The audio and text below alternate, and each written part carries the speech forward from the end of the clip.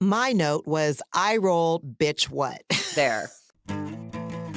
It's time to take A Therapeutic Dose, a prescription-strength reality TV podcast that explores the intersection of reality TV and therapy. Possible side effects may include entertainment, strong emotional reactions, and/or laughter. Here are your hosts, Ramona Ramirez and Margie McGee. Hello, everybody, and welcome to A Therapeutic Dose, where we meet at the intersection of reality TV and therapy.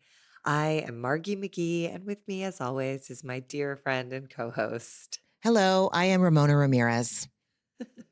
Ramona is clocking in on the eve of a travel day, which is not the easiest moment in time. I'm fucking miserable. I'm not even trying to be funny. I have hives on my face.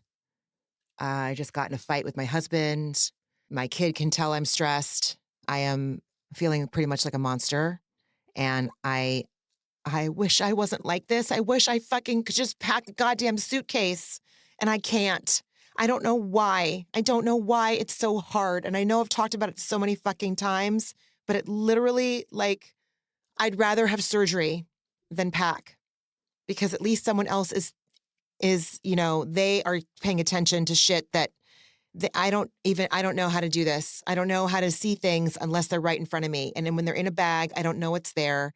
And I have hives because I don't know what's in there.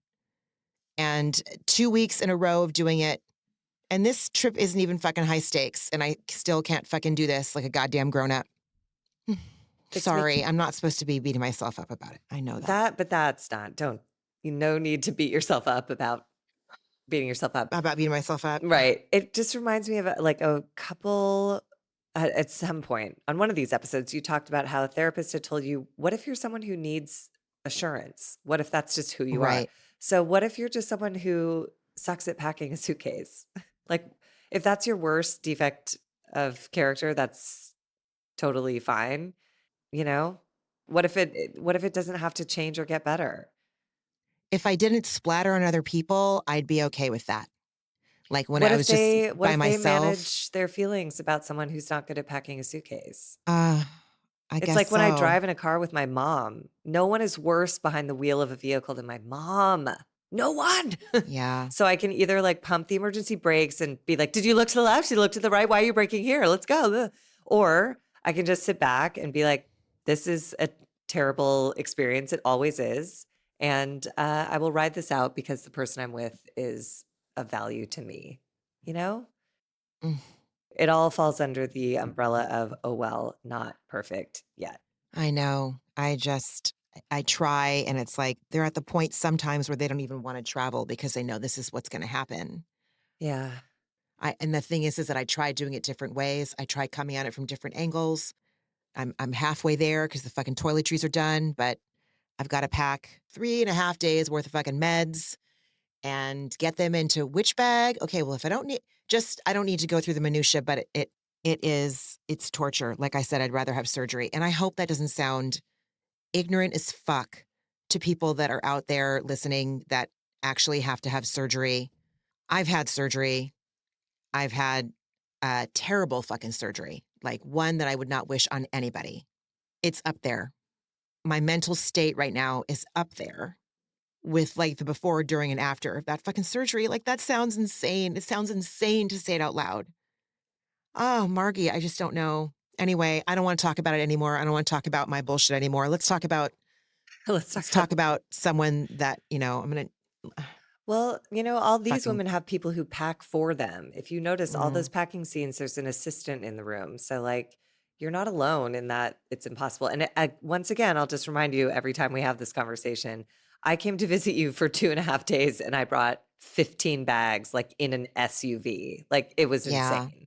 So I relate very much to, I don't know what it is. I don't know why I think I need to have everything as if, I don't know what it is, but there's something, I'm with you. There's something very stressful about packing, and the assurance that I tried to give you before we started recording, I don't even fucking believe when people are like, well, if you forget something, you can just get it while you're there. And I'm like, that doesn't help me. So I don't know why I said that to you. It's just because I'm parroting back what people have said to me. No, but it's not, for whatever reason, it's not helpful. I don't know why, but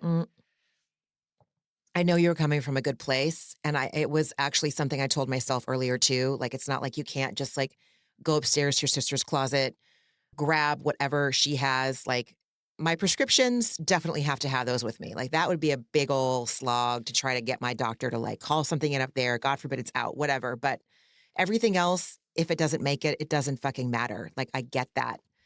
I just, I, I've got this thing. My brand of anxiety is like, if I am not prepared for every possible worst case scenario, I am fucked. So if I can just prep for it now, Yep. then it will save myself later. And lo and behold, last week, I have never taken Band-Aids to Disneyland with me before, ever. I even thought, why am I going to take Band-Aids with me? But I did, and I used them. So it's like, oh shit, there's the proof. I wasn't going to do it, but I did it anyway, and I needed them. So I must need this. Plus, like, every fucking 5 minutes, the rain on Sunday, or the weather changes. It's going to rain on Sunday. It's not going to rain. It is going to rain. It's not going to rain. It is going to rain. It's not going to rain. Fuck you, Portland. If I'm Yeah. going to Palm Springs in the middle of August, bathing suit, caftan, sunscreen, hats, flip-flops. Zip it up, go. Probably the easiest trip I ever pack for. Everything else, where you actually need shit for like a temperature that's going to be changing significantly. I'm with you, dude. I'm also someone who if I'm going somewhere, I don't want to think about getting dressed or anything once That's I'm right. there. Yeah. So I try to look at the weather, plan out my layers and plan out, like all of that so that it's all set before I go. But when I do that, it's such an undertaking on this end. I've talked about how I like have dated a few hippies in my life, and I've always admired how they're just like, they like throw a couple things in a backpack and figure it out as they go. But I'm like, your legs are going to be cold. You brought only shorts? What if it's like what if there's Lyme disease ticks in the, like, I'm just fucking insane. But because I'm insane, I like to be prepared so that I don't make Yep. other people insane on the other end and be That's like, the thing. I'm worried about the long grass because what about Lyme disease? I'd like to have Right. long pants. And nobody Right. wants to hear my bullshit. So I just pack long pants. Oh my God. But I have to think about long pants. It's just like a whole thing. So anyways, when those words came out of my mouth, I was like, shut the actual fuck up, Margie, because I've never taken that advice. It's never brought me peace. Why would I? Why? I know. It was I know. nuts. I know you're coming from. I knew where you were coming from, and I appreciate it. And I did tell myself that today too. But I've never practiced what I preached like that. I just said something to you that I have never been able to successfully accomplish myself. So that was crazy. No, it's just the house is fucking chaos because every time we leave, the house is fucking chaos. And it's all chaos that I do. And so I hate myself, and like, that's not helping anything. That's not helping at all. Now listen, but it is and it's not. Like, this is the Al-Anon thing of like, you can be happy whether the alcoholic is drinking or not. They can be happy whether the anxious packer is anxious or not. You know what I mean? Like, we have ways to take care of ourselves and stay on our side of the street. Like, you can't take on your own anxiety and also everyone else's. It's just for me, it's just like a shoot straight down to shame. There's no other destination. If it was just Josh, I think I would be okay with that. But like, my kid whose prefrontal cortex isn't fully developed yet and doesn't know, which he shouldn't. Why is my mom code whatever? I don't know how the fuck they classify hurricanes, but whatever the fucking worst hurricane and tornado is, like, I'm the combo of that before we travel. And that's 5, baby. That's not, what's that? Category 5. Okay, so I'm fucking category 5. All you can do is pass on different trauma than you got. And this is like, honestly, I would have, if someone told me that like the biggest drama in my household is like my mom, it gets difficult when she packs, I would be like, can I tell you a few things? Like, do you know what I mean? Like, this is I hear you, but like, yeah, it's like losing the keys on a daily basis. Like running late because I can't find my keys or my phone. And I have gotten leaps and bounds better about that. But I know I stress him out. Like, he's told me as much. And it feels terrible to create wreckage because of things that I perceive. I still don't have, you know what it is? I don't have any acceptance that this is how I am. I'm fighting it. I'm fighting it because I judge it. I judge this shortcoming as a moral fucking failure. I don't want to be like this. I don't look forward to this. I hate it. I try so hard to prevent it. And it either sneaks up on me or it's like 20 minutes before we leave. That's just the home stretch of the bullshit, you know? And inevitably in the car on the way, I'm going to be like, do I have my phone? And I'm going to have to like look in my bag, make sure it's there. It's insane. And I hate it. No shit, Sherlock. I've said that 1,000 times. It's just, there's so much shame wrapped up into it. I don't feel like a serious person right now. I made myself laugh. Good. That's so good. That's key. Because, and that's you like letting it go. It's like, God. what is like, Oh, you know, fuck. it's what it like gripping water in your fist. Like it all just squirts out between your fingers. It's like, there's nothing to do but, yeah, make little attempts at relaxing and it will be imperceptible.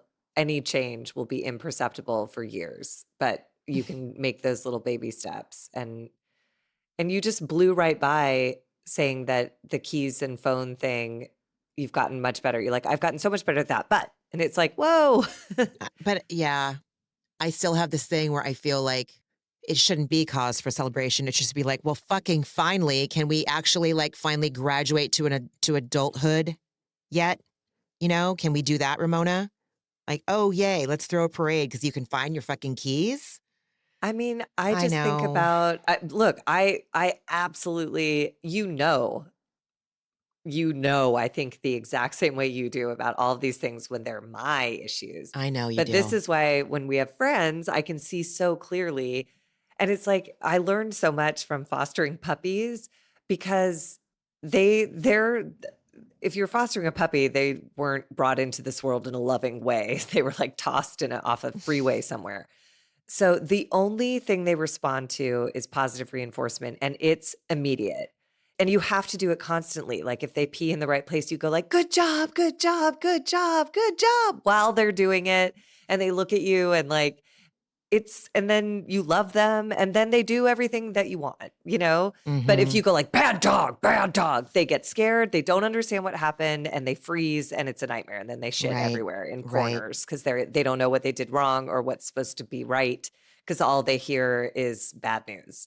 So it's all about, you know, nurturing my inner foster puppy. yeah, honestly, and just really praising what went well. That's not to say these puppies didn't spray diarrhea all over, you know, like they would sneak under the coffee table and get real quiet. And I was like, what the fuck is going on? And like terrible things would happen. But they also like, they also they can't control it. Anyways, it just is like, I've never made any progress in relationships, in fostering puppies, in work situations by being a see you next Tuesday. I know. So why would I do it to myself? I don't know why, but I sure do as if it actually might work.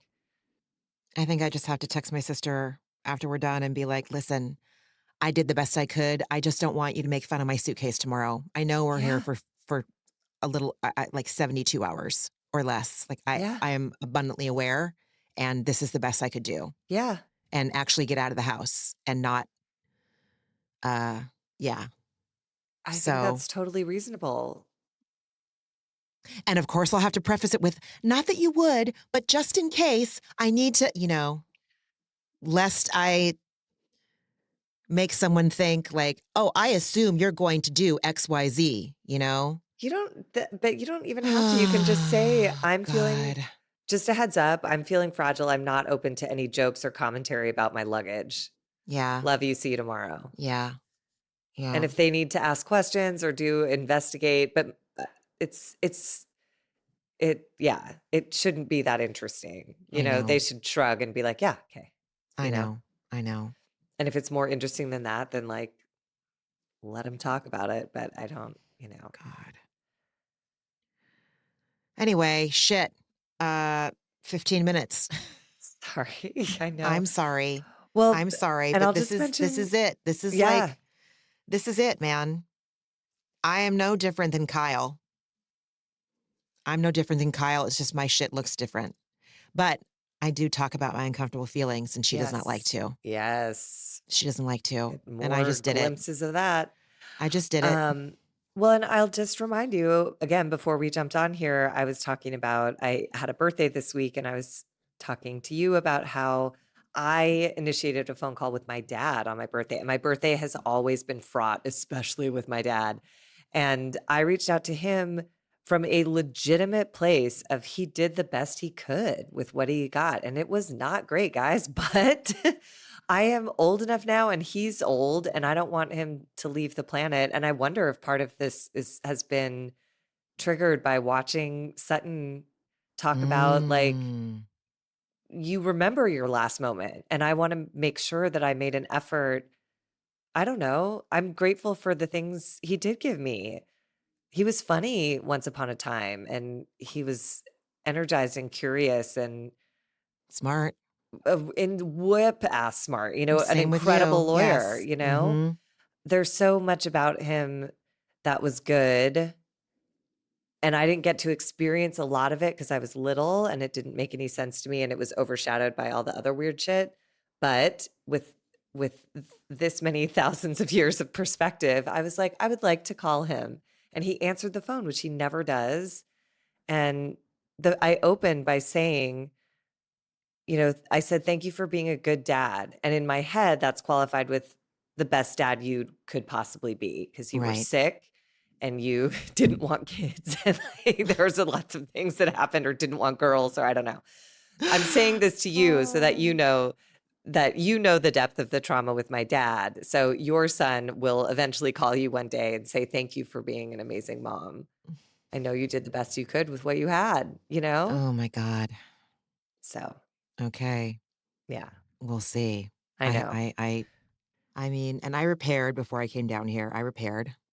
I You said I did? oh yeah, I Oh, always do. good. I repair immediately. I repair immediately. With Leo, you mean? Oh yeah. Oh, great. Constantly. Yes. That's all there is. Constantly. That's all there Uh is. It's like when I would step on a puppy's tail and it would shriek and run away as if it did something wrong. And then I'd have to mm-hmm. sit down and say, I'm sorry, it's safe, you're safe, Mm-hmm. Oh, happy birthday, friend. Oh, What a thank gift you you. gave to yourself. You It was a know? lovely day. I'll talk about it in our All antidepressant, right. but like just in terms of imperfect parents, like they don't get more imperfect than my dad, or at least my experience of my dad. Mm, And I wanted legitimately from my heart and soul, not from a place of guilt or obligation, from a place of like, I would like to let this man hear his daughter's voice today. wow. So Or magical thinking, Margie. And that's no, the really I knew what hard I was going to one. get because I also told you at a certain point, he was like, the prime rib has been served. I got to go. I was like, oh, Christ. Okay. Well, this was nice while it lasted You're for all, well, I two didn't and a know half you were at minutes, but dinner. Thanks. listen. Anyway, go get that au jus sauce. But just like, Goodbye. on brand, ever on brand. But it felt nice. I accomplished what I wanted, which was just to say hello on this day. Thank you for doing the best you could, and reminded him of some funny stories that he'd shared about me as a kid. And he laughed and then he yelled at me Oh, and then it oh was my over God. and that's perfect. Oh my God. All right. All right. So thank fucking God we made it. This is The Real Housewives of Beverly Hills, season 14, the third part of the reunion, the third and last part of the reunion. We resume with Sutton and Dorit and the bank account of it all. Dorit says that Sutton tries to buy people, and I said, who? Who does Sutton try to buy? And Sutton asks her the same thing. And honestly, like Sutton don't need to buy nobody. She's fine. Avi works for her, so there is what's it called? There's an exchange there going on. She pays him. He works for her. But I think that Dorit is reaching real hard right now. Again, I said this last week. She is really snorting metaphorical lines of her scene where she was smoking the cigarette in the Range Rover driving through the Hollywood Hills. That's what she's high on right now. I call bullshit on it. She lost the thread a bunch of times in this. Oh my God. But willfully. Yeah. And she rehearsed it. She rehearsed that many was of her weird, shit tonight. I was like, yeah. None of this is quite right. Like, I sort of get what you're going for, but you're missing the mark. And now it's just uncomfortable because it's not true. And Jennifer Tilly chimes in to say that Sutton is very generous, but she doesn't try to buy like affection or loyalty. And we've never seen any evidence of that. That's just crazy. And Never. No. We've seen her evidence of, all sorts of shit. Yes, a shit ton of stuff. Yep. Many things, many problematic things, many things that she should endeavor to very much change. I'm not even talking about her drinking, okay? Like, I'm talking about other things. Buying people, unless someone knows that she buys people, just did not fit at all. And then Kathy Hilton says, well, she's frugal. And I'm all, you're looking in the mirror. You're looking in the mirror, I bet. And I've never seen her be frugal either. But then she did say she was cheap. So I don't fucking know. But this was the one moment where Kyle said something that felt appropriate. Kyle whispers to Sutton, Kathy thinks she's helping. And I was like, that to me defines Kathy on the show. She's just enough. Especially in this episode. What a mess. Oh, yeah. What an embarrassment. What a fucking out of touch embarrassment this woman is. Yikes. She's very unrecovered, Margie. Lord. She's still thinking that her way of quote unquote helping is working for her or other people. And as we see, like with her and her two sisters, the longer they continue to avoid processing what is in front of them, the less their mechanisms are going to work. Crystals are going to jump out of your hand at a more rapid speed and more frequent than ever before. Ferocity. It like vaulted out of her hand. It was like, bye. Intention. Yes. Like real clear intention to get the fuck out of these hands. Like that, a force came from the core of the earth to launch that thing out of her hand at that moment. It was like, no. Oh, it feels good to laugh. It was supernatural. It really was. Oh my God. And it feels like everyone on stage knew it too, because everyone was like, whoa, because that was like the third or fourth time it had happened. Like, it was the fourth. The crystal is not for you, Kyle. It's simply not for you. So, like Mauricio, it wants to go and have its 8 towels and its cans of soup. It's fine. Bye. It's fine. Then we get to the section where Garcelle accused Bose of being Dorit's spokesperson. They roll that tape of Bose being mortified that everyone was gathered at the front door of Dorit's party tending to Sutton, who had announced that she wanted to leave. Andy asked someone, is there a part of you that should be pleased that Dorit has a spokesperson who can deliver her message succinctly? Oh, he asked Garcelle that because that means that, of course. That Dorit is going to be less long-winded. Right. And it was Garcelle awkward. Basically just said she didn't like Bose's approach. She's like, she didn't say, hey guys, what's going on? Right. I loved Bose in this section of the reunion, this whole third part. And Bose just goes, you act like there needed to be an investigation. What I knew was that Sutton wanted to leave. If she wanted to leave, let her go. Bose just is having none of it anymore. We are into probably hour 7 or 8 of shooting. And she's like, no, hey, idiot, stop it. This is dumb. And Sutton says that she didn't ask those women to come after her. And Bose says, I know. That's why in the after show, when you said I was an angry Black woman, basically, and then the whole stage reacts. And there's a flashback to Sutton in the after shows saying, what did I do, Bose, to make you so angry at me? I didn't understand where that was coming from. And again, it's just an opportunity for sensitivity is just going to be lost with defensiveness here. And Bose says, angry? When did you see me angry? And Sutton claims she doesn't remember saying that. And Bose points out her disappointment that Garcelle didn't clock it, which is kind of, I can understand why that, not personally, but that does seem like it would be a letdown. Right. In a moment to be like, hey, could you consider a different language? Because that's loaded and historically to which Garcelle awful. says, I didn't hear you. I didn't hear you say that. And Sutton goes, you were kind of yelling at me. And Bose gets pissed. And I'm so impressed with how she kept her composure. She was like, see, now, girl, you got to straighten up. Don't say I was yelling because I don't yell. No one here has ever seen me yell. And that is true. Mm-hmm. And Sutton keeps putting her damn foot in her mouth. And she goes, okay, you came in strong. And Bose goes, I am strong. And I loved her for that. Yeah. And Sutton goes, well, and you didn't know what had been going on. And Bose says, it doesn't take a rocket scientist to understand what was going on. Like, these women are talking in riddles. Like, if we could only understand their history, we'd see how complex this is. It's like, no. Sutton made a scene and said she was leaving.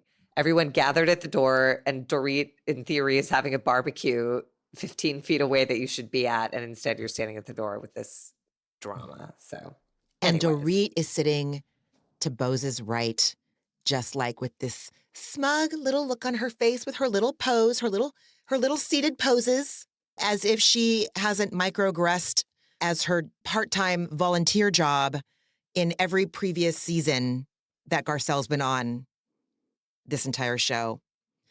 I want Dorit off my screen. I want her off my screen. And the thing is that bullshit's going to happen with fucking PK.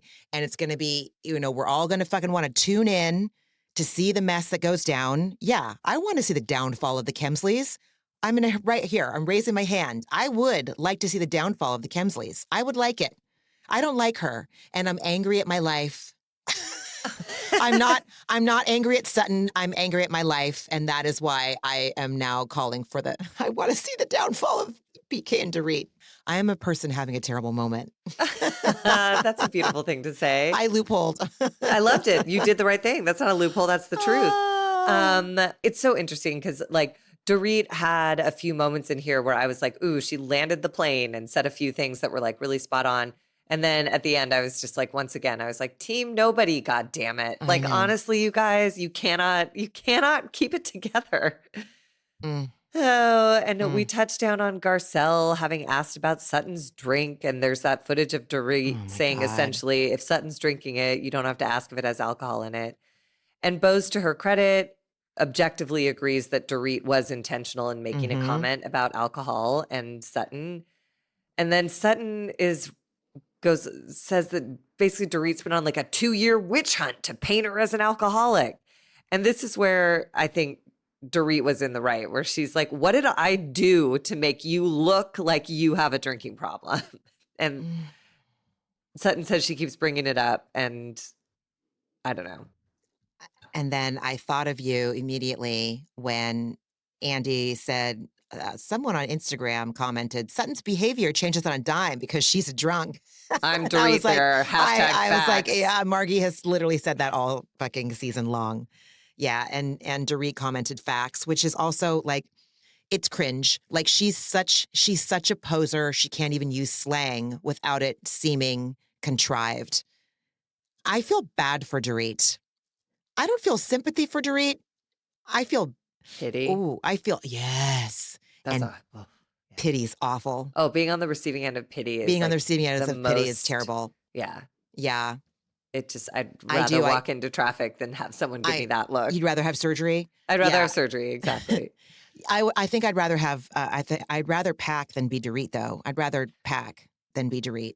Okay, silver lining. It doesn't have to, that's not the equation. Listen, it takes whatever it takes to get through tonight and tomorrow morning, whatever it takes.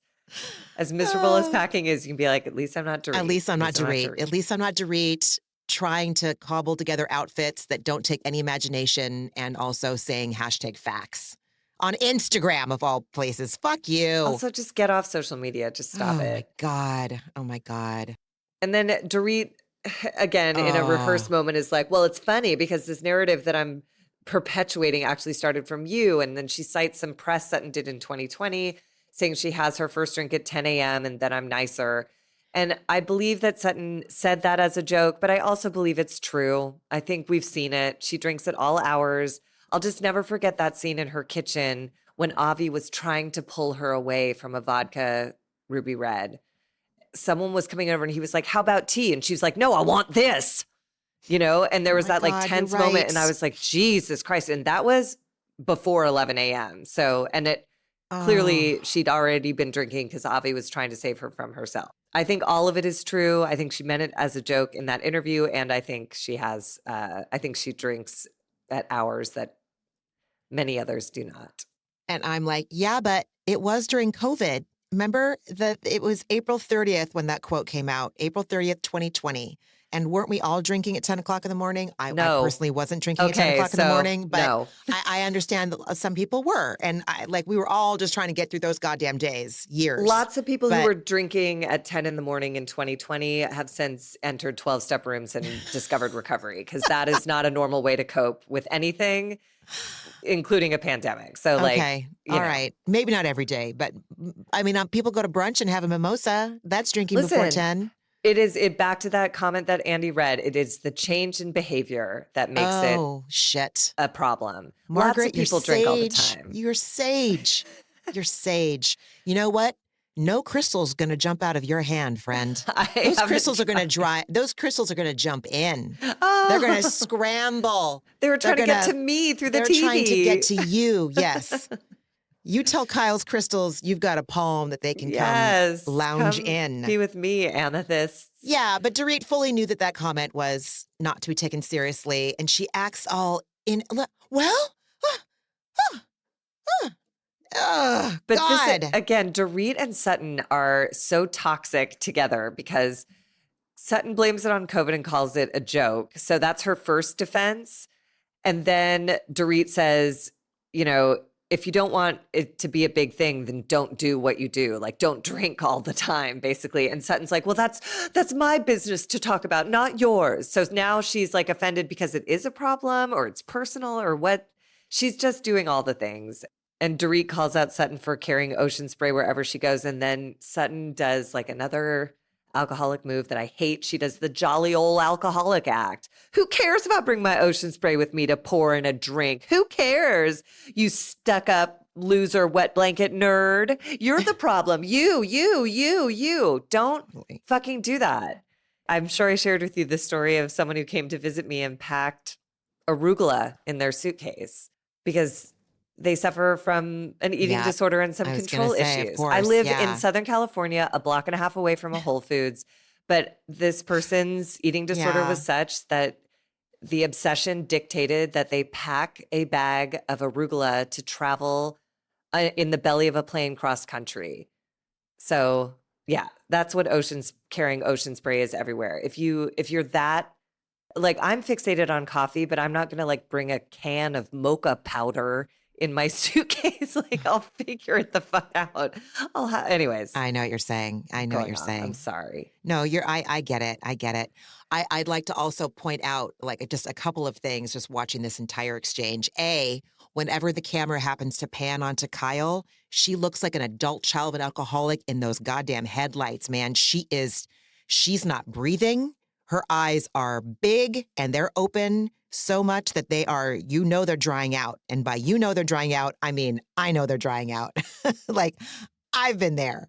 Kyle is ricocheted back to childhood during this exchange. And we also see, we've never seen until this season how dirty Dorit Kemsley is capable of fighting. So, man, PK was not lying when they were at that dinner at the beginning of the season. She's always got her little smile on her face, and it's such a coping skill. And she is a pit bull. She is an uncaged, enraged pit bull. But when Sutton she's and her pushed. both have that. That's why I find their exchanges so impossible they trigger each other to sit big time. through. But they do the same thing. Sutton smiles and does her thing, and Dorit smiles and does her thing. And it's like, you guys just agreed that you don't like each other and that you trigger each other. It is the dead end of an Al-Anonic alcoholic dynamic. Go ahead and stay in it. It will never get better. It's just this constantly until someone gets help or until you just separate forever, because it's insane. And Andy does point out that the only time it came up, Sutton's alcoholism came up this season, was that watermelon cocktail moment. And Dorit says it was a passing comment that you made into a huge thing. That's how it became a big thing. I made a bad, dumb comment and you turned it into a storyline for the season. And I think, again, team nobody, but it's not wrong. Dorit in every scene didn't go remember when Sutton had a drink? Remember? Yeah. It happened once and Sutton decided to take it weirdly far.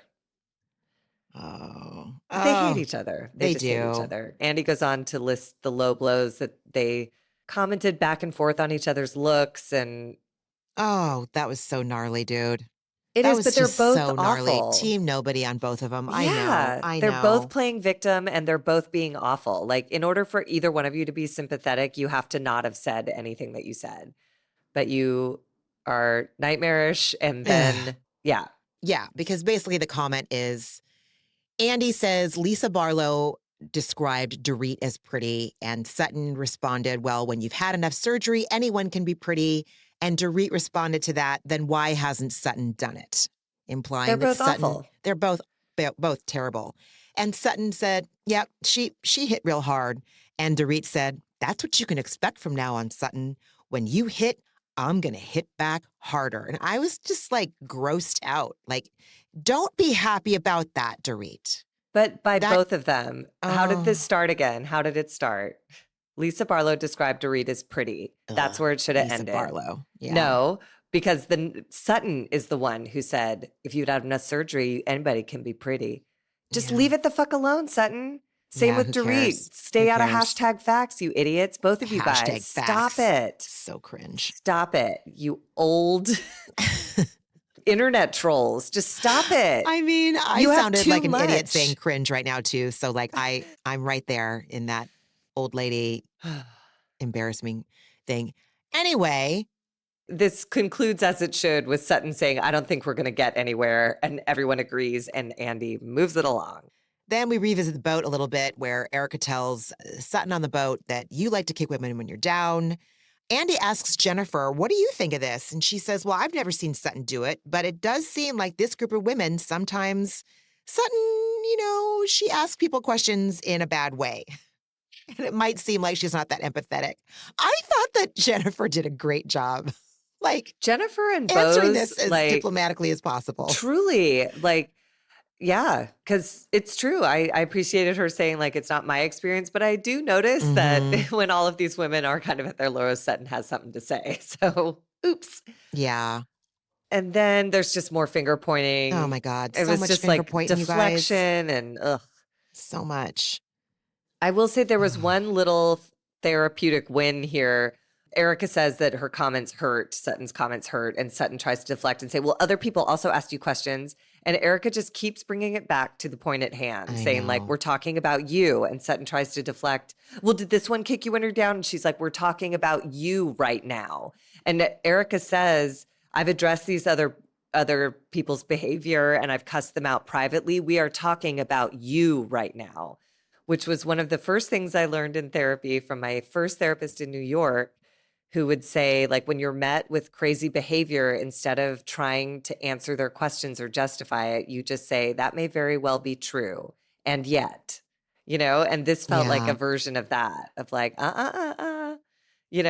like everything, it's not to negate what you're saying, but that's not the conversation we're having right now. Right now, we're talking about you. But Sutton couldn't tolerate it. So I know. I couldn't tolerate it either. I just like, it's so convenient when it's Sutton. Again, like Erika's calling somebody out, and it just feels like it's just going to be so convenient when she's calling out probably her least favorite cast member. And it's like, we're not talking about anybody else. We're talking about you. Like, oh, how convenient. But I also can't stand Erika.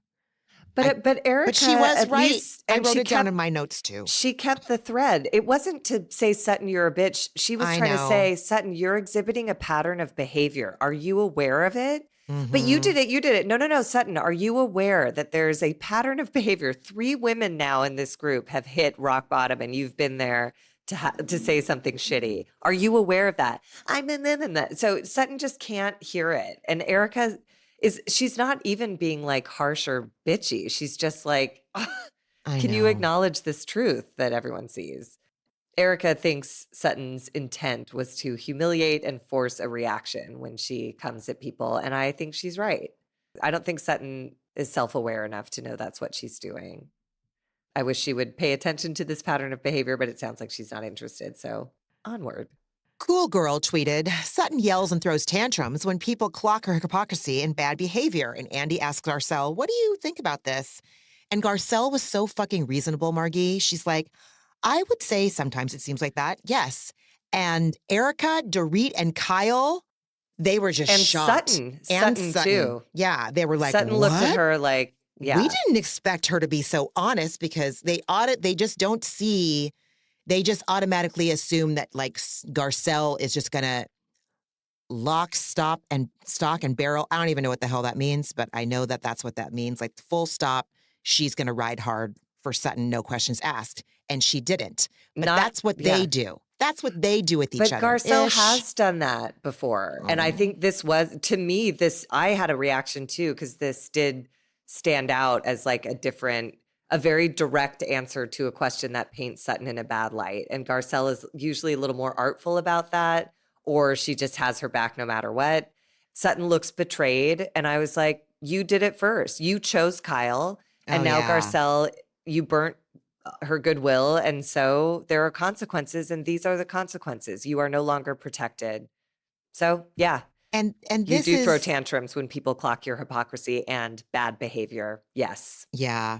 So I think too, this is like where Garcelle has realized at this point in the reunion that no one is going to come and give her the respect that she deserves or stand up for her at this point. So I think she's like, when she says, it depends on who's pushing Sutton's buttons. We all have our limits and things that irk us. I'm really pissed right now. Like at this point, like everything's going to feel personal, as it should. They have been shitty as fuck to her this whole day. Well, and I think it all boils down to Sutton. Like watching the rest of this from this point on, Garcelle just absolutely just in anguish, and Sutton never checks in with her once. Let's remember who took Sutton to the fucking hospital last year. Garcelle. Garcelle exits the set and Sutton stays on there to gossip and say, I don't really understand it. I don't know what's wrong with her. I don't understand. Yeah. The betrayal, so like Garcelle did everything right. And Sutton was just, what a miserable performance of a friend. I agree. It just kept coming back to her, me. And meanwhile, Garcelle is fighting back tears, and that is rare. And Sutton can't be bothered to like, because Jennifer Tilly says to Garcelle, do you feel like people are piling on Sutton? And Garcelle goes, I'm not thinking about Sutton right now. Yeah. I'm thinking about me. Yeah. And Sutton if does they not couldn't check see on that, her. like I'm shocked, but yes. Well, Sutton, she starts talking about herself right away. I get very rattled by this group a lot. Excuse you, your friend just said something that would catch my attention, but not Sutton. Yeah, God, it was about Sutton so much. I'm exhausted. I'm exhausted by her right now. Yes. You're right. Sutton says, I get rattled, this group, I'm not well liked. And Erika's like, dude, it's not that we don't like you. We want to know if we can trust you. And I was like, oh shit, that's it. It's always sand when it comes to an alcoholic. You're not on level ground. You're not on any kind of concrete kind of a foundation. Well, and it's what's happened this whole season where Sutton sits someone down and grooms them by saying, I'm here for you. I've been through what you've been through. God, and 5 minutes later, they're like, well, fuck you. You're terrible, blah, blah, blah. It's like, how can you trust someone? It's what my therapist told me. Don't trust anything the alcoholic says, good or bad. Do not trust their positive or negative assessments of you. It's all crazy. Oh, shit. And then Sutton goes full tilt victim. She's like, right, well, it seems to me that you don't really like me and you don't want to be my friend. And Erika had just said the exact opposite. She literally said, I want to like you and be your friend. I just don't know how to trust you. So, okay. Mm-hmm. And Sutton keeps whining. You say I kick women when they're down. So why do you want to be friends with me then? Oh my God, what are you, dude. in 6th grade? Stop. Ugh. So Andy says, all right, well, Sutton, you're clean with Kyle. You're clean with Erika. What's going to happen with you and Dorit? And she says, well, I could have been nicer. Dorit isn't satisfied with that. And she's like, I don't know. I don't know what's going to happen with us. Yeah. Before the end of this reunion, I was still firmly Team Sutton when it comes to her and Dorit. But now I think they're both Team nobody. Team nobody, dude. There's no one to root for. Don't in fuck that with Garcelle victim Beauvais Olympics. and then expect me to still That's exactly stick up for you. That's the line in the sand. That was the line in the sand. Yes, and in absolutely. In this part of the reunion, it's just she just keeps ruining her credibility. She fucking as a blew friend. it, dude. She blew it hard. She'll figure it out. But this her. was heartbreaking. This is where Andy pauses to check in with Garcelle and ask if she wants to share what she's been kind of steaming about. And Garcelle is fighting back tears in that the most real way where you're like, lower jaw starts to like betray you and like the tears are welling up. And Sutton does nothing to comfort her. Yeah. She doesn't even turn to look extra to be like, oh, is this happening? Not at all. So Garcelle says she doesn't get any grace in this group and she's accountable in the way that everyone in this group claims they respect. Yep. Standing by what she says, even if it's not popular. And Yep. she has gotten shunned for it. Absolutely shut the fuck out for it. And then she goes into something about nobody smiled at her. And I was like, well, you lost me there. But I think she just expected Sutton to have her back. But Sutton is just following in the footsteps of the narcissist who raised her. She just doesn't care. She's immune. She's grasping for, I don't know if it's a Fox Force 2 right now because Dorit and Kyle are kind of whatever. We obviously know it's Erika and Kyle, but Sutton's like, ooh, I'm going to jockey for that. I'm either going to jockey for Dorit's spot if she's getting booted out of the Fox Force whatever, or I'm going to become Fox Force 4. She'd rather have that than Garcelle. And she Gross. lets Kyle, so Garcelle has just shared that she's accountable in the way people say, and she's being treated poorly for it. And then Kyle is like, sorry, nobody smiled at you. Maybe everyone's stressed, or like, were you smiling at people? Oh and then they weren't smiling back. And I'm like, this is exactly what Garcelle is talking about. Right. She's visibly upset. Yeah. And instead of anybody making an effort to understand her, you're just telling her why she's wrong. And if I were Garcelle, I would have been sobbing too. I would have been like, this is so frustrating. And so everyone is just so dug into like, I don't know. It's just really unpleasant. And the emotion is like overwhelming her and she keeps repeating, it's okay, it's okay. And Andy is the only one who says, it's obviously not okay because you're upset. Nobody. He seemed so impatient with her though about it. And I didn't like that. I thought he could have been so much sweeter to her. I think he tried, but at a certain point he's moderating this thing. That's where I was like, Sutton, hold her hand, turn your back to Andy and look at her and be with her for a minute. Oh my God. What an Do asshole. something. What a fucking like that's asshole, not Andy's dude. job. He's not Garcelle's friend. Sutton is. Yucky. Yucky is right. Yeah. Yeah. And Kyle can fuck off, dude. 100%. And Garcelle at the end says, dude, it's how I feel. This is how I feel. Well, maybe it's because we're all nervous because we're up here. Oh, God. Kyle, go back to high school because that's where you belong with your coping mechanisms. And it's literally exactly, it's no grace. Instead of being defensive, Kyle, the grace would be to go like, wow, I can see how you feel that way. Oh, my God. That's all Garcelle is asking for. That's it. And nobody can do it. They're just too defensive and shitty. And we button this whole segment with, there's like a little break on set and Sutton turns to Garcelle and says, you really told them all I'm not answering any more question. And Garcelle says, I can't stand them all. And Sutton says, they really hate me. I was like, Sutton, how did this become about you in 2 sentences? Oh my God. She doesn't deserve Garcelle. And I think Garcelle finally landed on that. And that was the end of it for her. Oof. If I ever run into Garcelle, I don't know why I would, but if I ever would, You're not an that Oxnard. not that she needs my validation, but like I would just be like, I want to be the first person to tell you, I'm sorry, probably the millionth person to tell you, the millionth stranger on the street to tell you that like I validate every fucking thing and you are my favorite part of that show.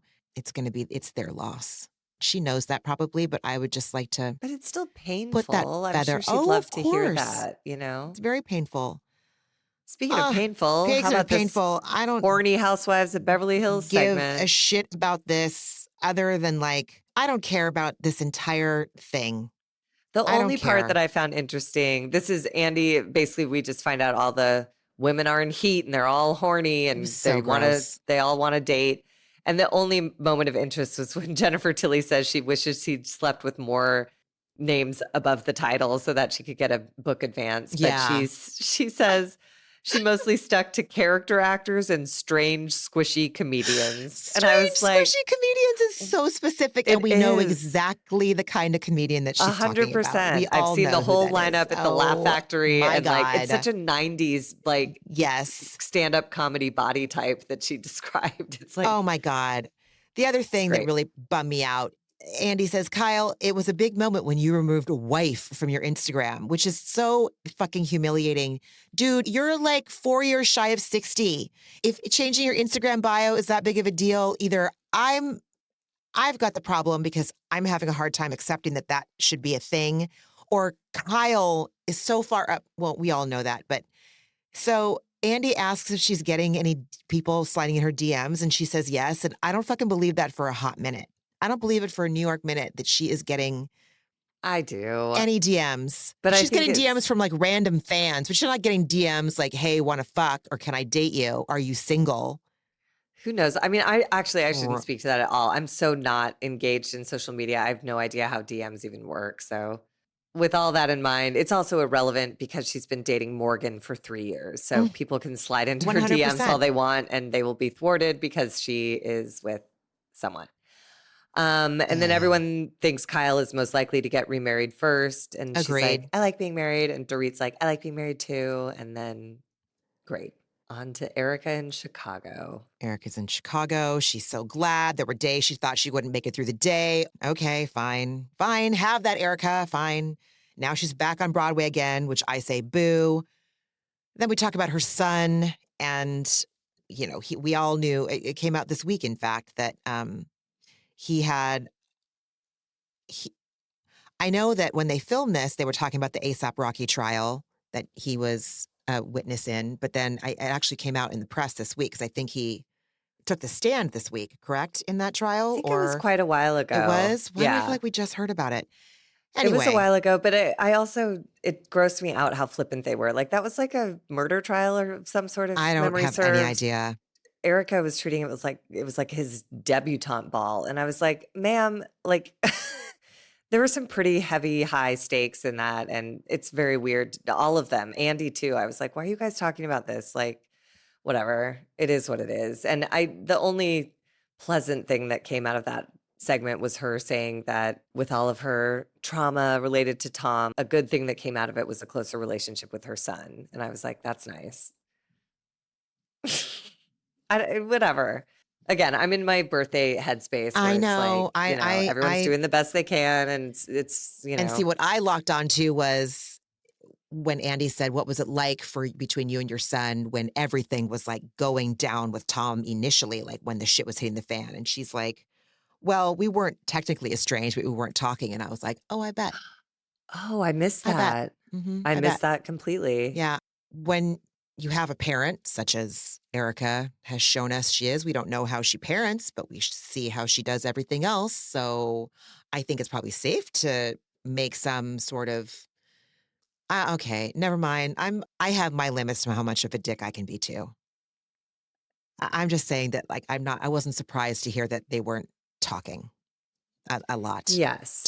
Okay, so fine, Erika. We weren't technically estranged, but we didn't talk. Like, okay, well, I mean, it's also tomato. really, it's tricky because he's in law enforcement All and she's right. being, no, but I'm with you on this of like, why would she expect him to talk to her?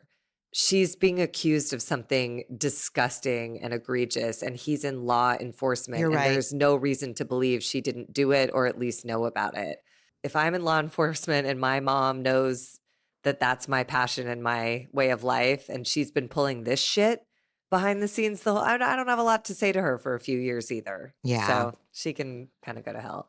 And we do learn that Erika's son has known Tom since he was 6 years old and that they were close and that this has been hard for him too.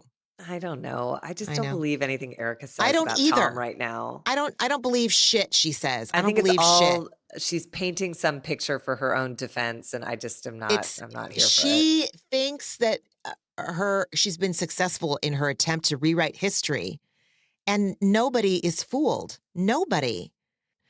I did like the moment when Andy praised Dr. Jen's realness for teaching Erika empathy and then calling her out for her not pizza party behavior. Yeah. I'm glad that got a little moment in the sun here. And then this is Erika's time to do her victim Olympic bid, where she says that she was holding up the walls of a crumbling marriage, and then she went through a spell where she was angry and drank too much. But now this is who she wants us to believe she really is. And I'm like, I still don't know who you are. And I also don't believe anything you just said. And I think you are all of those people, and go away. My note was, eye roll, bitch, what? There. Great. That was my note on that one. That sums it up right there. She's delusional, willfully. I think it's deeper than delusion. I think she's literally painting a picture for jury selection pools across America, because the next question she's asked is, why hasn't she divorced Tom? And she won't answer that question. She claims she doesn't understand how to divorce an incompetent person. She's such an idiot. And I guarantee this is about spousal privilege. So if you are married, you cannot be asked to testify against your spouse. And I think both of them are trying to protect themselves, not even necessarily each other, just protect themselves by staying married so that the other one can't turn on them and be subpoenaed. That's what's going on here, in my opinion. Because And Tom, life insurance is imminent, probably. it won't go to her. He's been I convicted. hope not. It won't. I hope it won't. Okay, good. It But can't. yeah, He's toast. So this is the same person again who earlier in the season, oh yeah, it was at the Kathy Hilton Italian lemon dinner where we find out that Kathy Hilton is Chinese circa 3000 BC, which again doesn't make sense in the English language. My point is that Erika said, I'm practically a lawyer.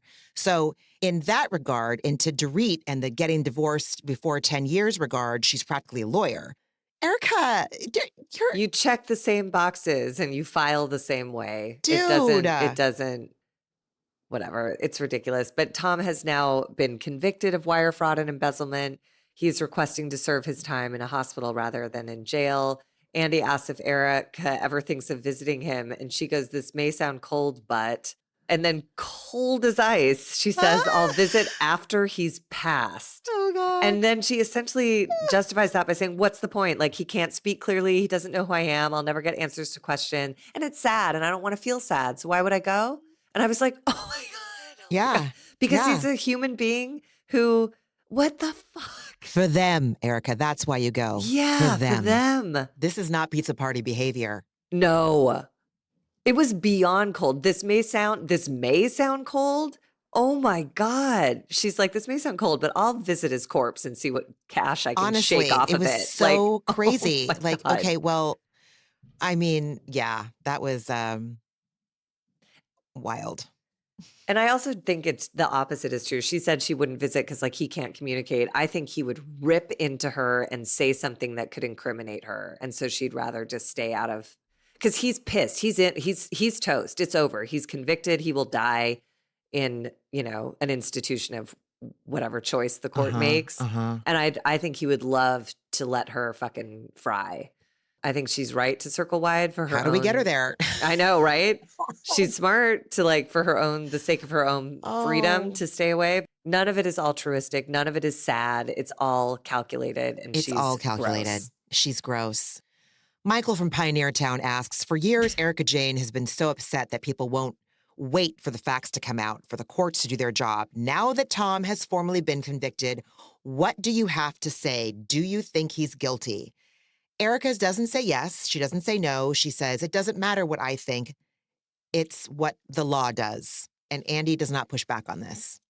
It's pointless. Again, she doesn't know how to divorce someone who's... But she knows how to craft a completely legally non-binding statement about her husband's guilt. And then thank God we have a little break where Jennifer Tilly reports that she had 3 bites of a corn dog. And she would have eaten the whole thing if she'd had time. And I was like, I needed that piece. I really needed that news. I'm still thinking about the corn dog I didn't finish at Disneyland last week. It's a fucking... I haven't had a corn dog in so long. Corn dogs, the best corn dogs are at Disneyland. The best corn dogs. I haven't had a better one or churro than Disneyland. It's like the ratio of batter to dog, right? That's what makes it great. I haven't had one in so long I can barely remember. Corn. I love it. I prefer more corn. They're so good. Anyway, so I thought that was adorable. Yeah. Oh, great. Now we go into Sutton's package. We do a flashback to the Reba Augusta trip. The one thing that I noted the most is when we see the little boxes in the corner, the little insets, and the camera person goes to Kyle's face during the scene where Reba is telling Garcelle, well, I don't think that's any of your business. And just the glee on Kyle's face, watching Reba be slightly cold to Garcelle. She's so unhealed. Yes, she's so toxic. She's steeped in it. She's steeped in toxic tar. Yeah. Andy asked Sutton, how was it watching it back? She said it was special. She did talk a lot about forgiveness, though, about forgiving her dad, and that she didn't know how important that was going to be, or how important and profound that would be for her to do that. And I could take some lessons from Sutton in that regard. Well, and I You thought know? it's like extra deep for her because she said she didn't realize she needed to forgive her dad, but she did. And she said, because he left us. Mm-hmm. And I thought that's just like nobody talks about. It's very hard to talk about suicide, but I'm really glad Sutton put words on what it's like when you're left behind. It feels like abandonment. It is in Yeah. lots of ways, even though he was suffering from a grave illness. It doesn't matter. It still required her to do some forgiveness work. And she says it will serve her to forgive her mom as well.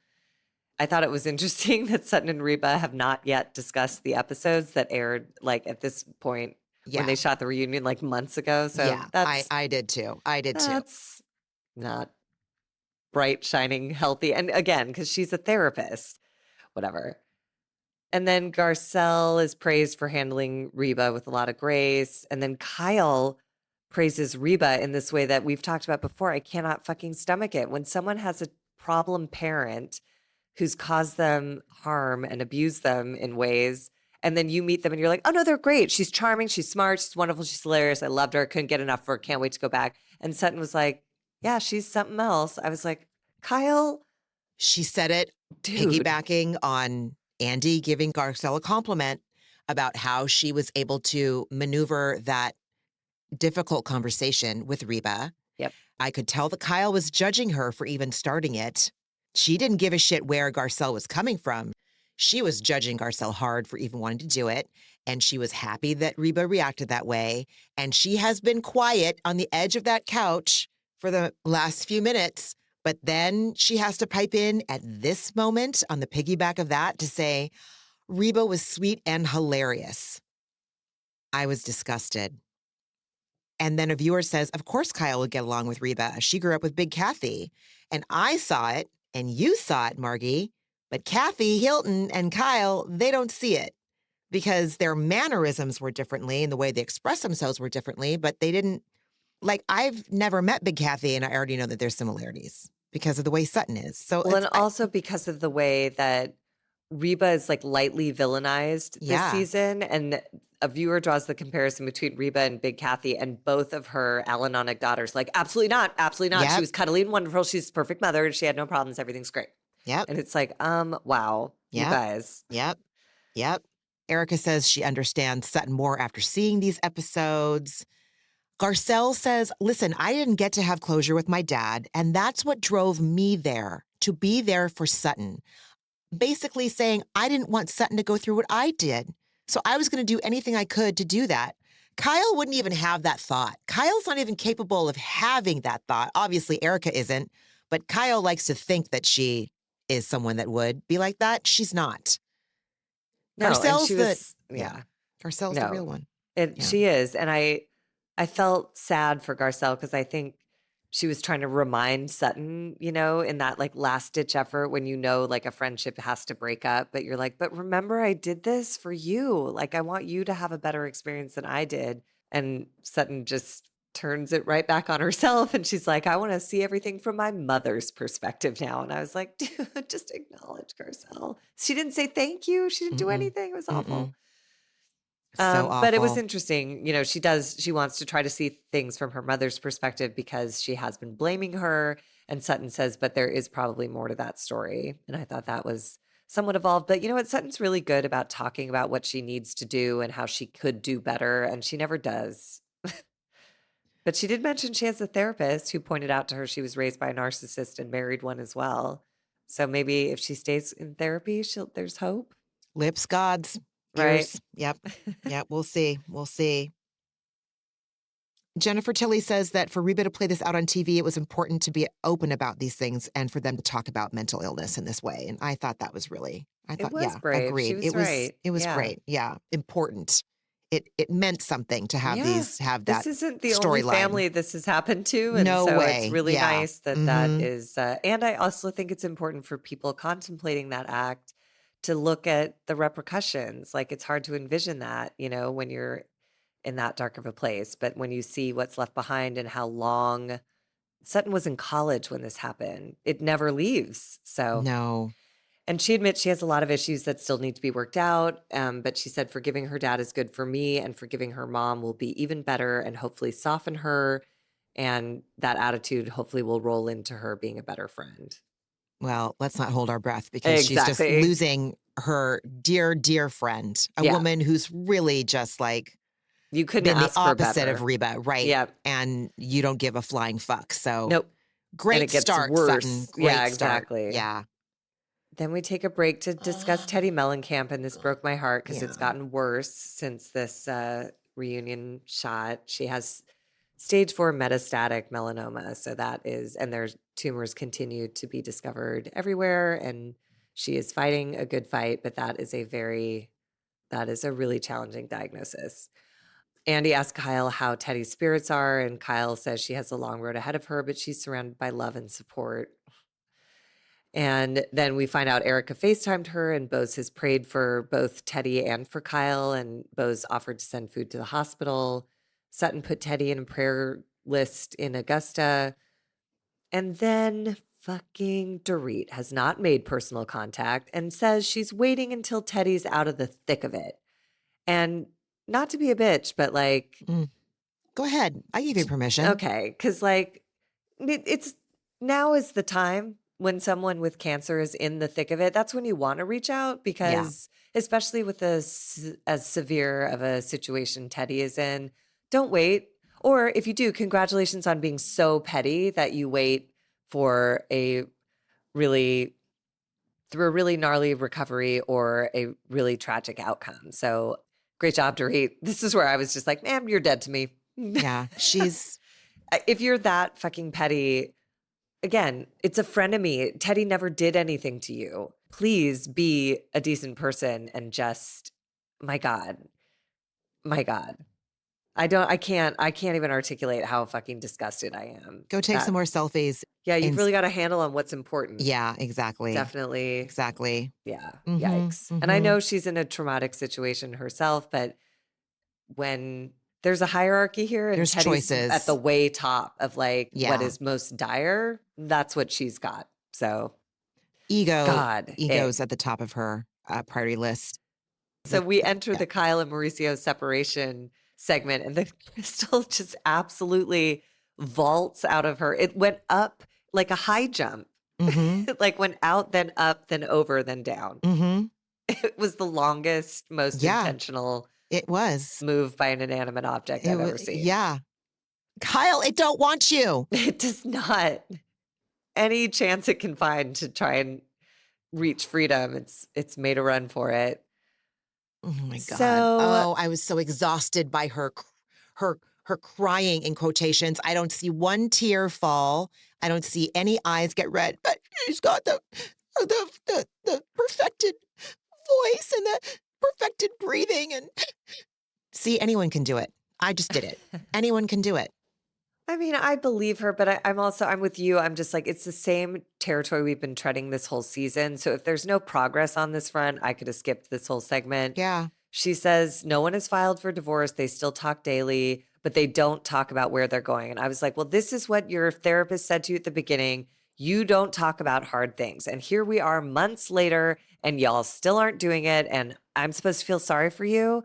Like, do something different. Margie, I had the same note. I'm like, she's taken 0.0 of Dr. Jamie's directions about having emotionally uncomfortable conversations. So they're never going to fucking get divorced then if they're just like, do-do-do, how are the kids? I don't know. Hey, do you want some fucking mocha mix in your coffee? Sure. Stir, stir, stir, stir, stir. Let's go learn how to shoot a gun. If they ever get divorced, it'll be explosive because Kyle is committed to being a victim and that's why she does her crying thing and won't talk to him about what are the next steps. I'm unclear on who Mauricio is exactly, so I don't know what his role in this is, but this will eventually reach its breaking point and then they will have an explosive divorce. And that's on her. She has an opportunity right now while they're friendly and amicable to make some decisions and talk about some hard things, but she simply won't. So she says it's sad and weird to lose her partner of 30 years. And it is, of course. Then Cinema Freak, if you're out there listening to our podcast, I just want to give you a clap, an ovation. I will send you a coffee card. Cinema Freak says what I've been saying all throughout this fucking season. Kyle insisting her divorce is going to be different from everyone else's is reflection that she's the exception. She says to that, she says, fuck off. And I said, no, you fuck off, Kyle. Yeah, Kyle really then goes into a whole, just a real bad moment here. She says she does not regret separating. She does regret both of them allowing the marriage to get to the place that led to a separation. And then she says Mauricio regrets the things that led them to this place, implying infidelity, but he has not mentioned reconciliation. And then America's Girl's Girl insists that the show did not break them up, but it was snake women. He's like, Mauricio, poor Mauricio. He never got a chance to sow his wild oats before he made the conscious choice to get married and rich and famous. So of course he fell victim to disgusting temptress women, which is all women are, except for her 4 daughters, I guess, and everyone else she claims she's a girl's girl for. But women threw themselves at poor Mauricio. What was he to do? Keep his dick in his pants? Impossible. It's just like, and meanwhile, you were already fucking Morgan. So like, can you please stop? Like, and still is fucking Morgan. 100%. And has been fucking Morgan. You guys are where you're meant to be. Like, oh my don't God. blame snake women. Like, I just was so grossed out by this. I couldn't even handle it. It was vile and disgusting. It was fucking repulsive. And she's a snake woman too, because she went through all of his text messages and stuff. I guess include yourself then, girl. You're one of us. Someone on Reddit said, oh God, I so badly want to know if this is true. And I meant to Google it before we started recording, but I forgot because I was trying to pack. I mean, I was setting timers and shit. Like, I was like, Ramona, pack for 20 minutes, then you can take, like, I was doing all the productivity bullshit, got me nowhere. My point is, somebody on Reddit said, I seem to remember when she was engaged to her fiance before she met Mauricio, that she started dating Mauricio before she threw herself at him. Before she. That whore. Ended. What was he to do? He had no choice. Of course he had to marry her. So, I guess snake sees snake. She's disgusting. And it's also, it's just simply not on the women. Yeah, it's not that right. Obviously, like, we're being facetious, but yes. It's not great to throw yourself at a married man, but if you're a married man, you've made a commitment and you choose in that moment whether you stick to it or not. No judgment, but like, that's your choice. He's as much a part of that as anyone else. If you really don't want to cheat on your wife, you don't put yourself in situations where young women are throwing themselves at you and you're wasted and horny. Like, he's too old not to know how to avoid temptation if he's not trying to get into it. Women are snakes. I couldn't believe I can't either. the conviction with which that came out of the mother of 4 daughters. Yikes. I mean, regardless, it shouldn't be. If she was the mother of sons, it would be just as repugnant. Oh, 100%. But I'm just saying, like, I can't wait for her to have to, like, reckon with one of her daughters dating a married man. And, one of the 4 Kyles. That was Right. disgusting, referring to them as the 4 Kyles. That was so unfair to them. She's so disgusting. Unfortunately, we see some tape of fucking PK and Mo partying with Kyle from Summer House. Kyle Cook. My vagina, it's self-sealed. I used to think that I would know if hell exists, which I don't believe in that, but if it does exist, I will know I'm in hell when I just have to fold just endless piles, regenerating piles of my husband's black t-shirts. Like, the man has 50 black t-shirts, and when I do the laundry and I fold his t-shirts, like, I literally, I start to shut down emotionally, mentally, physically. I lose all hope in life. My new idea of hell is if I have to go to one of Kyle Cook's DJ sessions, and I don't even know if PK and Mauricio have to be there. Kyle, like I said, he's my least favorite non-criminal enterprise I mean, on look, this I'm all on for this channel. people being with the people who make them happy. It's like, and I actually appreciated Kyle saying, when I see Mauricio partying like that, I'm reminded why we're not together. I don't want Yeah. that life. That was for my 20s and 30s. It grosses me out and I have no Oh, FOMO. And I was, God. and Kathy's like, I would Oh, be jealous and hurt, but she's yeah. not. I'm like, she's not because she's already in a 3-year Yeah. relationship. Like, She's why are we, what? she's living with her girlfriend for all intents and purposes. Yes. Lord. Yep. And then we get this weird tidbit of information that Kyle has thought about buying a house or was very close to closing on a house across the street from Lisa Vanderpump, but has decided to wait until Portia graduates high school. It just felt so weird. It was How so would you get that far? It's vindictive in some way, right? I don't even know. I don't even care. Such an I odd choice. if they need to live across from each other to get their jollies, I don't give a shit about those two ladies. I don't like Lisa. I don't like Kyle. Maybe they should live across the street from each other. Fuck the both of them. They can both talk about how shitty women are. That's Yeah, what they can do. They can. can meet for their coffee and mocha mix in the fucking middle of the goddamn street and yak all the live long day about how poor men. Oh, poor men. Did you hear Allie Luber, James Kennedy's ex-girlfriend, was on some podcast? Was it Nick Viall? I can't remember. Anyway, she was talking about what Lisa Vanderpump said after James was arrested for domestic violence. She said, boys will be boys. They're naughty. He needs you. You know, Ken was a scamp when I met him at first. Yeah. And Allie was like, no. I just got bad chills when you said that to me. Oh, I couldn't My hair believe- just stood up in a bad way. it's that weird combination of like, I couldn't believe what I was hearing. And I also absolutely could hear every word of it coming out of her mouth.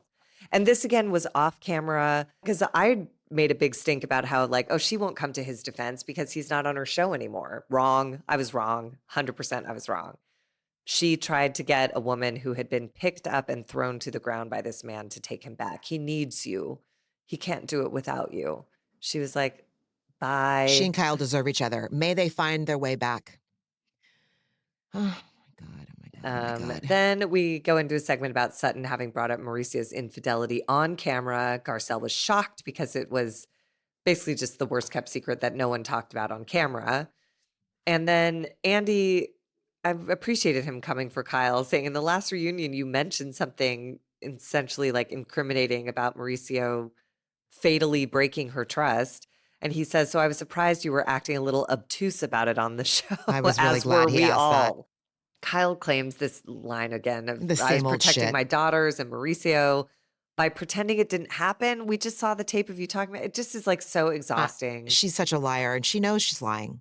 She thinks we buy it. That's the I mean, I sort of believe her, but why didn't you just say that on the show? Why didn't you just say, hey, Sutton, I don't want to speak badly about the father of my children, so I'm not going to have this discussion. Instead of going, what do you mean, Instagram? she's coming up with it on the spot. She doesn't really believe it because she isn't really protecting her daughters. She's protecting her own ego. That's why she couldn't come up with it at Sutton's. She was taken aback. She didn't have time to prepare. This time she knew the question was going to come up, so she can come up with that cockamamie excuse. That I'm shames protecting my everyone daughters. else. That Like, shame on shames you for putting me in a everybody else. That's position to. exactly, yes, you're It's right. so, and Full but hit. it's also, it just leaves me always with the question, which is always the question with Kyle Richards, is what is the truth? I never know the truth with her. I don't have any idea what's going on, which is why this whole segment is like, I just really don't even care. I don't either. So apparently before the paparazzi photo of Mauricio and that young woman emerged, Kyle had assumed he was seeing somebody.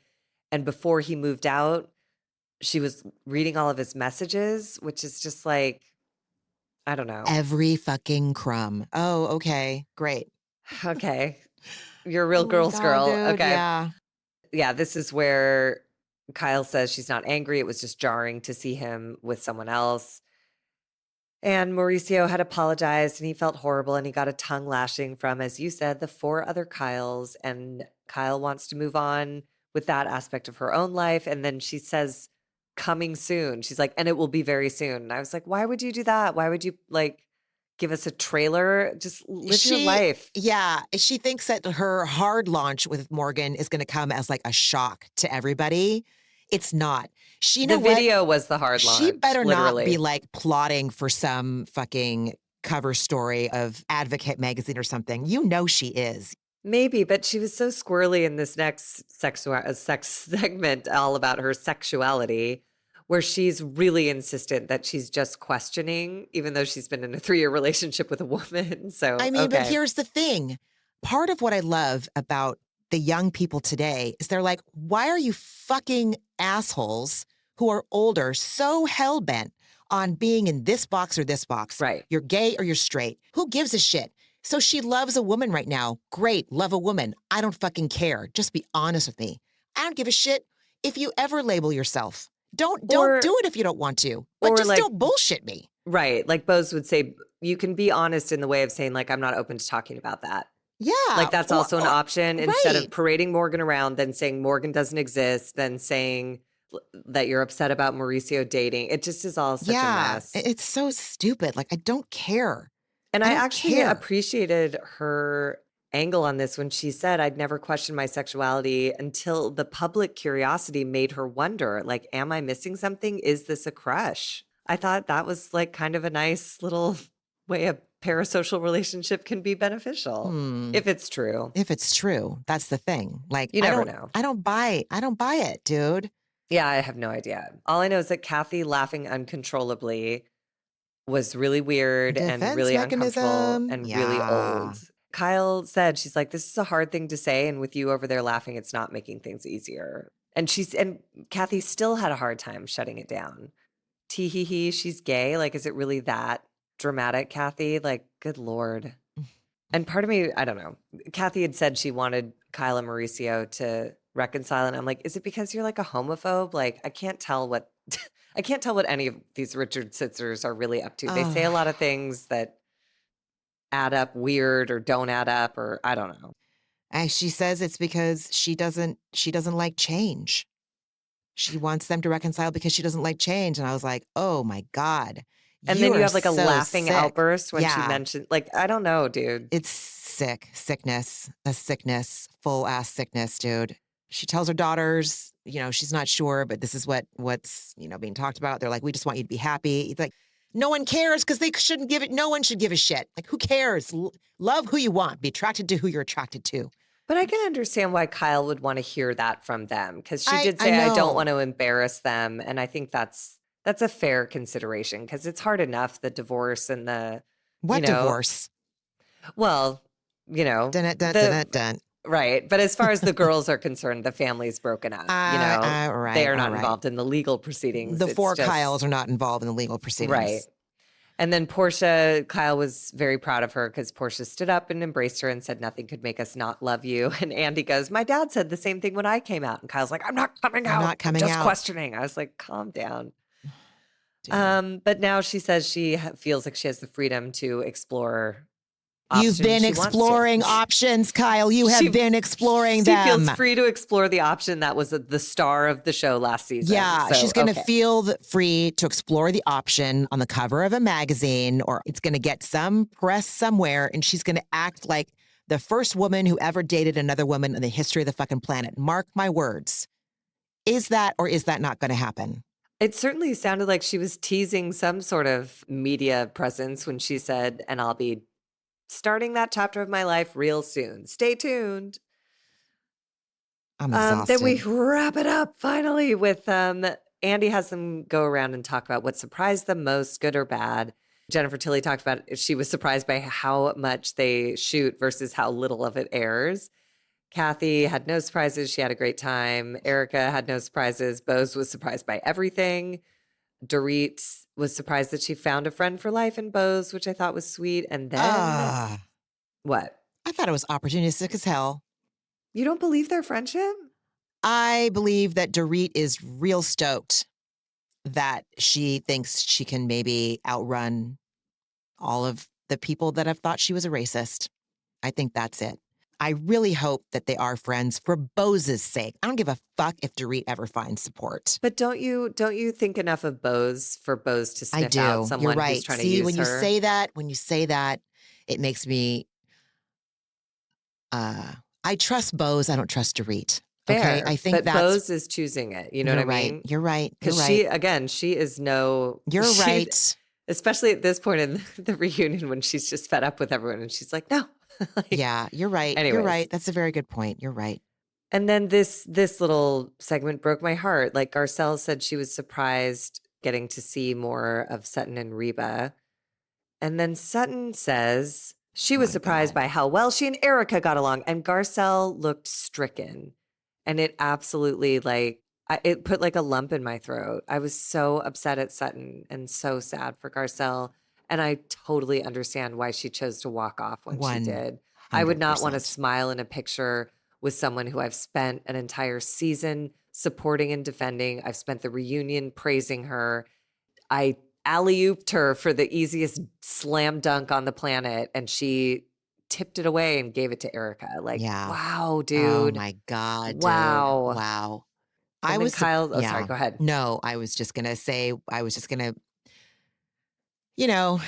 say what Sutton should have said. I was surprised at the depth in which I could rely on my friends. I thought I had friends. I had sisters. Yeah. That's what surprised me. But she didn't say that. She She didn't say went to that. Erika, I mean, criminal, non-empath. Oh, God, it was so insane. And then Kyle said she was surprised by some of her own behavior, like walking out of Bose's, but she's feeling strong now. What? So, okay. What's making you feel strong? You just got done telling us that you don't talk to your husband. Everything's fine. Everything's always fucking fine. You're stronger now? You just finished crying. Faux crying. Nothing makes sense. It's all She's vague, so and I don't stupid. know ever really know what she's talking about. Ugh. And then they all get served their watermelon cocktails, and Garcelle bails on the cast photo and walks back to her dressing room and kicks the cameras out. And she says, Yep. I'm always a team player, but there is no team. They're fucking assholes. No one said, I understand what she's saying. And she was talking in that moment in relation to Dorit's burglary. And by no one, she means Sutton, because she said she and Sutton had conversations off camera where they agreed. And Sutton just let Garcelle blow in the wind, and it was gross. I also had conversations about that off screen. Right. Or you and I also had conversations about that on our podcast platform screen. I had conversations about it too, Dorit. I'll have a conversation with you about to your fucking face. I will. I would. Garcelle says, I felt like I was on an island. I can't be friends with people like that. I don't trust them, and they obviously don't like me. They're fucking assholes. Mm-hmm. And then we pop over to stage where Sutton is talking shit about her instead of following her to her dressing room, which she should have done. And She's Kyle, there. I don't know if you hear what Kyle says. I'm sorry. I don't mean to interrupt, but No. I don't know if you missed this or not. Probably. Kyle says, this is what we have to do. Oh, yeah. This is the job, basically. This is the job. But I'm not going to talk about Morgan. I'm also not going to talk about my husband. And I'm enraged. I'm so enraged. I almost gave myself palpitations. Her hypocrisy in real time is enraging. And it's been enraging now for 19 episodes. Well, and that's the thing. At least Kyle's on brand. I felt the same way you did about Sutton. You're right. Because Sutton goes, she's really unhappy and thinks it's unfair. And then Kyle's like, well, that's the job. And Sutton goes, I don't understand it. Oh, trying to be in with the cool girls. And totally. Kyle, I expected. Sutton, I was like, really? So now she's gone and you're going to absolutely continue to hang her out to dry in the worst way. So. And then Erika's like, well, life is unfair.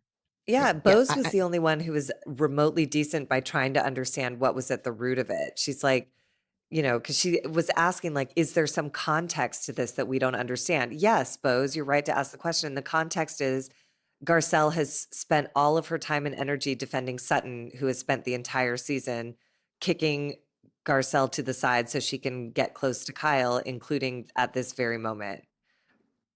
I can't believe it. I can't either. I can't either. And then for Sutton to clutch her pearls when Garcelle is actually gone and to say, we were supposed to have supper. Are you fucking kidding me? She's not. So, I hope she was high, because wow. That was, it just is about her till the bitter end. It's not about Garcelle. Where's my friend? What happened to our Garcelle? We were supposed to have supper. Are you joking? Lord. And the whole time this is going down, from the minute that Garcelle leaves the stage and doesn't want to take the picture to suggesting that they should take the picture anyway, Dorit is just like so happy. She's so happy that people have turned on Garcelle in this moment. Andy's shocked. Kyle is annoyed. You know, Sutton is on board with everybody else and not Garcelle. And Well, like, and for Dorit to say, like, it's unprofessional. It's like, you were yeah, like 3 fuck hours late to you. start the Yes. reunion last year. Like, you're not on the firmest footing here, ma'am. Oh my God, she's so repugnant. That woman is And she repugnant. screamed it like 3 times. And it's Oh, like, yeah. don't worry. You Yeah. don't have to worry about getting her fired. She's quitting. So Right. don't worry, Dorit. You Right. don't have to tell everyone it's unprofessional. Yeah. She knows. In fact, Garcelle knows. And so she knew she was quitting, which is why she left the Yeah. set. So you don't have to. Because she you has don't have to other help. shit going on, Dorit. You don't have other Yeah. shit going on at all. Well, Dorit has other shit going on called, you know, like a criminal enterprise Oh, and yeah. an impossible Tax divorce bills. from a nightmare. That's So, what she has. Outstanding tax bills. yeah, Tax get evasion. into that. God damn it. What else did you watch this week? I'm trying to remember. I think I watched the season finale of Yellow Jackets. The fuck else did I watch? Oh, Summer House. And again, taking Josh through season 8 of Summer House. So watching old Summer Houses where Kyle still has the mullet and Lindsay and Carl are still together. And Josh is just, he's stunned. Not in a good way. He's disgusted. Yeah, it's interesting to see his reactions to both Lindsay's behavior and Carl's behavior. That show is so good. I slept on it for so long. And I publicly apologize for misunderstanding. I'm so glad that I did find it. That's the good thing. And Saturday Night Live. Oh, That's yeah. it. God, I haven't watched Saturday Night Live in a while. Don't worry about it. Yeah. Okay. Yeah. You've got other things to do. Yeah. I'll check in on it. Put it at on the some point. background when you're folding laundry. How about you, friend? What'd you watch? I watched Summer House. I'm still behind one episode, but I watched Summer House. And then I got into Top Chef. No. Which I love so much. They're in Canada. Anyways, it's fascinating. And then I watched this documentary. Oh God, I can't remember if it was on HBO or what, but it's called A Body in the Snow, The Trial of Karen Reed. Have you heard about this? It's this woman who was accused of like running over her police officer boyfriend. And she's a horrible personality. So it feels she's a pretty good target to pin that on. But then it starts to feel like maybe this other cop who had a crush on her had something to do with it and she's being framed. It's fascinating. And you watch the lawyers create the case and it comes to fruition. You find out what the verdict is at the end and all that stuff. So it was fascinating. Fascinating. Yeah, it was good. And what was your antidepressant this week? My antidepressant was I normally hate my birthday. I run from it physically. I usually leave the city and go somewhere. This week I had the most unexpectedly delightful birthday I could ever have I couldn't have imagined it because it was so simple and so sweet and precious to me. I had a dinner with the steak mates on Tuesday night. My birthday Aw. was on Wednesday. I taught a class that I love so much. I got texts from friends, calls from my family. I got to talk to my like niece and nephew, and my nephew had just worked at the Masters golf tournament, and it was so thrilling to hear from him. And I embarrassed him by the end, which is what all good aunts do, you know, by saying you're proud and you love them. And he was just like, and I was like, whatever. Anyways, I love my family. I love my family. And I don't always, you know what I mean? I Because do. I can take them for granted sometimes, and I can get frustrated with dynamics sometimes, but I got to talk to my mom and my dad and my sister and my niece and my nephew and some friends. And then I ended the night doing a practice pitch for this show that I have loved developing and I'm so excited about. And I don't know what its fate will be, but like we're at, you know, the point where it's time to get it out there and get decided. But on my birthday, it culminated. We had our first practice pitch on my birthday evening and it was so lovely. So I rarely feel happy about my birthday. I make it mean so many other things than what it actually means, which is what happened on my birthday, which is friends and family and creativity and small blessings on small blessings on small blessings. So I love it. Fucking take it. I was thinking about you all day. I felt it. Yeah, good. I'm Yeah. glad. I'm very glad. I'm very And glad. how about you? What was your antidepressant? My husband and I had a day date on Saturday, and we got to just spend the whole day together. And we were with some other friends, and Leo had his favorite babysitter. And so it was just really nice, especially after coming off of such a busy week last week for the both of us, that we got to like just spend some time together being grown-ups. It was lovely. And then writing class yesterday, honestly. Yeah, it was a real, It was a good it was a one. doozy, dude. It was so emotional, but it was exactly what I needed. So, yeah. And I have to say, like, another antidepressant is that, like, we're fucking done with Beverly Hills. Oh my God, honestly. And I We did not texted need 3 you. parts No, we of a didn't. reunion. We didn't So need 3 parts. this was they put us through a weird endurance test, but we did it. And I meant it when I texted you and said I'm willing to do the Valley. It just started. I don't know what Oh else we're gonna yeah. do. So I'm willing. I'm Yeah, willing we to can, do it. but we can talk about whatever. We could do the end of Summer House. We could do well, you don't want to do that one. The Kids in New York City. It probably won't be very interesting in its first season. I'll still watch it. I think I'd Yeah. rather do the Valley. And that's saying Great. something because you know how I feel about the Valley. But I Great. mean, Jax is going to give us so much to work with. All of them do. You That whole know? cast. You don't know yet. You're I know, you're in you're for another right. Summer Okay. House. All You'll right. be surprised. Okay. All right. All right. Well, Yeah. we'll be back next week with something. They'll give for you ya. something to talk about. That's for Yeah. damn sure. So Yeah. yeah. So, and we're only one haven't watched episode it yet. behind. So, Yeah. okay. Yeah. Anyway, friend, I love you. Thank you so much for helping me shift my mood and helping me access laughter. You know, Yeah. laughter does change things. I feel much better. And now I don't give a shit. I'm going to go upstairs. Good. And if not one more thing gets thrown in that suitcase, I don't care Oh my until tomorrow God. morning, maybe. I know, of course, but listen, it's a day at a time, and an hour at a time, a minute at a time. Yeah. Whatever reprieve you can get, take it, and yeah. Mm. Well, everyone, thank you so much for listening. I have nothing else to say. I don't know my social medias right now. My brain is done. I Good. appreciate you listening, period. That's it. And Margie, I appreciate being able to talk with you for the last hour and 45 minutes. Oh my God, are you Yeah. serious? Yeah. Oh my Yeah. God. Yeah. All right. Well, everybody, take good care of yourselves, and we will talk next week. Yeah. We'll be back next week. All right. Bye, All everyone. right. Bye. Ramona and Margie are obviously not doctors and do not provide medical advice. Their content is intended to be used for entertainment purposes only. It is not intended to be, should not be interpreted as, or used as a substitute for medical advice or a diagnosis of any health or fitness problem, condition, or disease, nor a recommendation for a specific test, doctor, care provider, procedure, treatment plan, product, or course of action. My mom isn't a doctor.